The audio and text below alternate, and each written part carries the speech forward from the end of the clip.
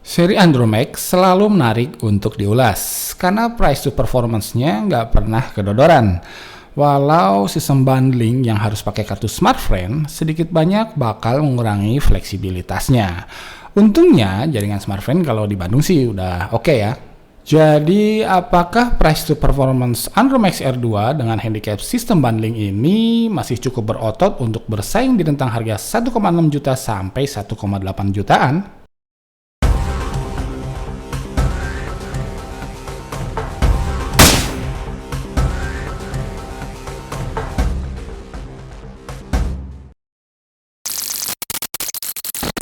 Oh ya guys, sesuai janji saya, video kali ini hampir semuanya di-syuting pakai kamera Samsung Galaxy S7 Edge ya. Jadi bagus apa enggak hasilnya, ya yang jelas pasti beda dari biasanya.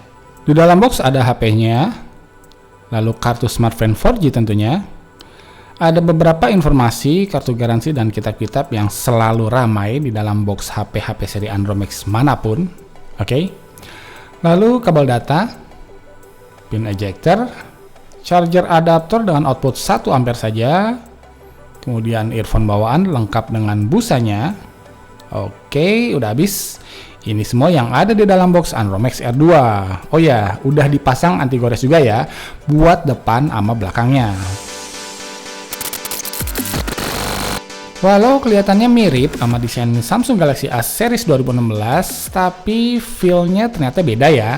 Penyebabnya yaitu frame metal Andromax R2 ini walau terlihat keren sih dan finishingnya juga rapih, tapi berasa kalah kokoh dibanding frame metal Galaxy A series atau bahkan Polytron Z6 Note yang harganya kurang lebih selevel.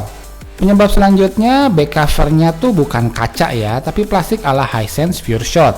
Alhasil, minyak dari sidik jari lebih mudah menempel dan lebih bandel ketika dibersihkan sama sudut-sudut kaos kita. Back cover plastik juga pengalaman saya sih lebih mudah kegores, tapi untungnya udah dilapisi lagi plastik anti gores dari sononya. Dan terakhir, bobotnya nggak mencerminkan HP dengan frame metal yang biasanya lebih berat dari ini. LED notifikasi juga nggak berhasil saya temukan, tapi minimal Andromax R2 ini framenya itu metal beneran, bukan plastik yang menyerupai metal gitu. Pinggirannya juga dikikis aksen chamfered metal edge, jadi ada ruang untuk benarinya pantulan cahaya yang bikin HP ini kelihatan makin cakep. Positioning tombol-tombol dan selongsong kamera juga sangat ideal dan memudahkan. Hanya speaker yang nyala hanya yang sebelah kiri. Jadi kalau main game lebih enak dibalik posisinya biar nggak keredam suaranya. Walau demikian, secara overall upaya Hisense untuk bisa mengeksplor desain Andromax R2 ini agar bisa tampil lebih memikat, kendati ditekan oleh harga jual yang masih berstatus HP 1 jutaan, sukses membuat looks and feel HP ini menonjol dibandingkan para pesaingnya. Desain UI-nya sih kayak Android Lollipop murni ya, tapi ditambahkan beberapa fitur gestur yang saya suka, kayak double tap to wake dan double tap tombol home to sleep. Ada juga fitur-fitur gestur yang lain, kayak air browse dan call gestur ala Samsung zaman baheula, buat kamu-kamu yang merasa perlu. Yang juga saya suka adalah kemampuan multitaskingnya yang cukup baik. Hanya sayangnya nggak terlalu banyak upaya-upaya yang dilakukan Hisense atau Andromax untuk mempercepat proses booting ataupun optimalisasi untuk memperpanjang usia baterainya. Walau kalau proses buka tutup aplikasi sih udah tergolong cepat di sini. Dan untuk menelpon juga, tampaknya smartphone agak mengarahkan pengguna Andromax R2 ini untuk menggunakan fasilitas VoLTE mereka dibanding via kartu GSM di slot SIM 2. Karena setiap kita buka phonebook, pilihan pertama untuk nelpon pasti pakai jaringan smartphone. Bisa dirubah sih pakai GSM, tapi pas kita tutup lagi phonebooknya, terus balik lagi, ya balik rubah lagi ke smartphone tadi. Jadi ada kesan dipersulit bin diperibet untuk menelpon pakai kartu GSM. Fasilitas VoLTE atau Voice over LTE dari smartphone sendiri sebenarnya sih oke ya. Bisa memberikan suara percakapan yang lebih crispy, video call, bahkan grup video call yang lebih stabil.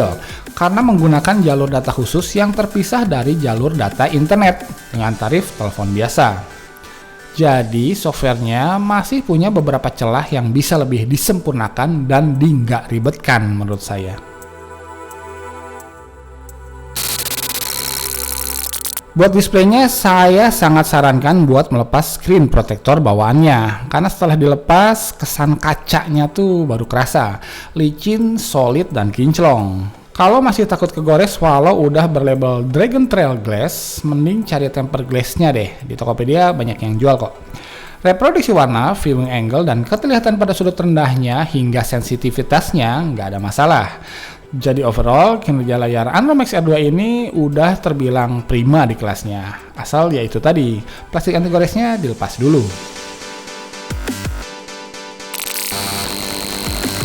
Dijajal game-game HD yang cukup berat kayak Kritika, Sniper Fury, Line Touch Me, dan yang terbaru Evil Bane, Androm XR2 ini terlihat tak gentar dalam menghandle grafik 3D yang cukup kompleks. Di game Sniper Fury memang masih terasa respon yang sedikit terlambat. Kalau dibilang mengganggu sih ya lumayan ya, tapi kalau udah kebiasa sih ya lama-lama nggak berasa lah. Di ketiga game lainnya sih nggak ada masalah yang berarti, ya sedikit lag atau frame skip yang kadang muncul, intensitasnya bisa kita abaikan. Kinerja prosesor dan GPU yang cukup bertenaga, lalu sensitivitas layar yang baik, suhu perangkat juga anget-anget aja di 41-42 derajat Celciusan, hingga memori internal yang cukup lega dan bisa memutasi sebagian file aplikasi plus game ke microSD. Hal-hal itu semua jelas mendukung kenyamanan ngegame HD di Androm XR2 ini. Hanya sayangnya daya tahan baterainya yang kedodoran. Walau kapasitasnya sih kurang lebih sama dengan Galaxy A3 2016 di 2300 mAh, tapi ternyata selisih umur hidupnya cukup jauh berbeda ya. Sensor-sensor, slot 2 kartu SIM, 1 smartphone dan 1 GSM, juga slot microSD lengkap semua. USB on the go sebenarnya sih bisa, tapi cukup anehnya saya tes pakai yang ini bisa, tapi pakai yang ini nggak bisa. Nggak tahu deh kalau pakai yang lain. Jadi di sisi hardware, Androm XR2 ini punya amunisi yang cukup lengkap dan bikin pede di level harganya. Hanya harus kompromi sama kewajiban pakai kartu utama smartphone, dan kalau mau dipakai ngegame, jangan lupa bawa powerbank.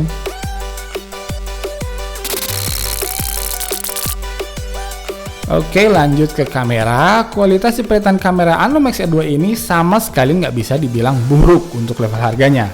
Masih bisa bersaing dengan Samsung Galaxy A3 2016, Oppo F1, atau juga Asus Zenfone Max yang harganya cukup jauh lebih mahal. Pada kondisi low light, noise pun cukup mampu diminimalisir, walau karakternya agak cold atau kebiruan. Penggunaan prosesor Snapdragon versi terbaru sepertinya sedikit banyak membawa berkah tersendiri pada kualitas hasil tangkapan kamera Androm XR2 ini. Berkat fitur Dual ISP yang sepertinya memang terbukti mampu meningkatkan kualitas tangkapan, juga kualitas experience menggunakan kameranya berkat autofocus, auto exposure, dan auto white balance yang terasa lebih gesit. Kamera depannya ya lumayan lah, lampu flash di depannya juga mampu membantu kalau kita ngotot selfie di tempat-tempat yang gelap gulita.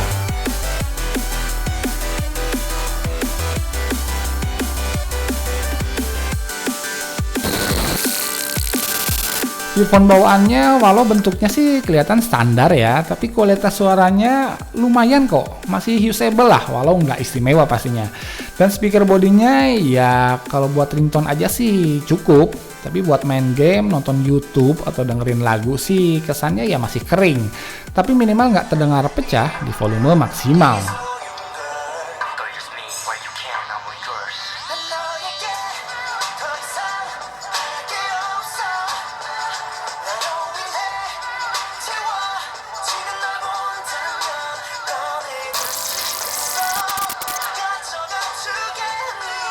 Jadi dengan menganut sistem bundling yang pastinya mengurangi fleksibilitas memilih operator, belum juga mulai bersaing, Androm XR2 ini udah kalah 1 poin di fleksibilitasnya tadi. Minus keduanya di UI, yang walau sudah diberi tambahan beberapa fitur menarik sih, namun masih banyak ruang untuk peningkatan kecepatan, manajemen baterai, dan meminimalisir bugs. Lalu spare bodinya juga bukan yang terbaik di kelasnya, dan minus terakhirnya ada di daya tahan baterainya yang ya pas-pasan lah. Stop di situ minusnya, untungnya positif si Androm XR2 ini juga lumayan banyak. Yang paling menonjol adalah desainnya yang feel and looks-nya di atas rata-rata dibanding para pesaingnya. Kemudian kualitas kamera utamanya yang terbilang sangat bersaing di kelasnya. Layar juga memuaskan, baik rendering warna-warninya juga sensitivitasnya.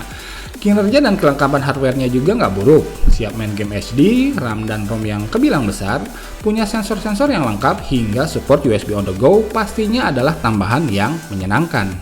Para pendekar game sejati akan lebih mupeng pada Infinix Note 2 di kisaran harganya. Tapi buat pengguna HP normal, Andromax R2 ini udah dirasa serba bisa dan akan dirasa cukup asal sinyal smartphone di tempat-tempat favorit kamu udah oke. Dan buat jaga-jaga, ya bawa powerbank kecil lah. Oke guys, itu dia ulasannya. Semoga ada manfaatnya bagi kita semua. Terima kasih udah nonton sampai akhir. Akhir kata, pokoknya mah jangan gaptek aja lah. Assalamualaikum warahmatullahi wabarakatuh.